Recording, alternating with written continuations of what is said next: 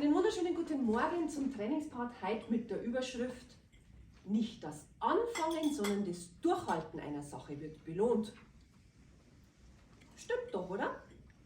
Gerade wenn du am Anfang stehst und was neu beginnst, dann wird da doch oft einmal gesagt: Durchhalten, wenn es nicht gleich so funktioniert. Du musst nur alles wieder wiederholen, irgendwann haut es dann schon hin. Da ist meines Erachtens ein Fehler drin, und zwar, da fehlt was ganz Wichtiges.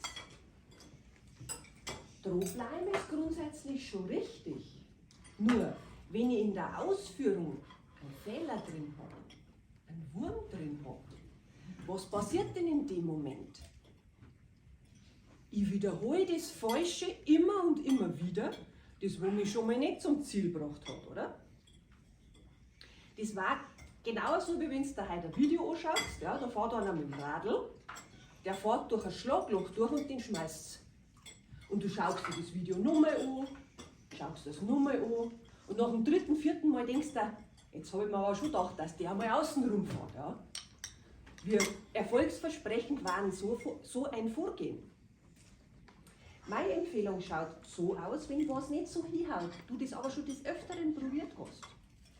Halt doch einfach mal inne, ob du irgendetwas leicht verändern kannst, damit deine Erfolgschancen steigen.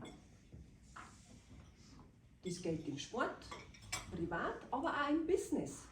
Weil, wenn du halt die Zielgruppe oder den besonderen Kunden, den was du selber schon gewinnen willst, noch nicht hast, ja dann hilf doch nicht einfach weitermachen, sondern untersuch mal, ob du irgendetwas abändern kannst in deiner Präsentation, in deinem Kundengespräch, dass deine Erfolgswahrscheinlichkeit in die Höhe geht.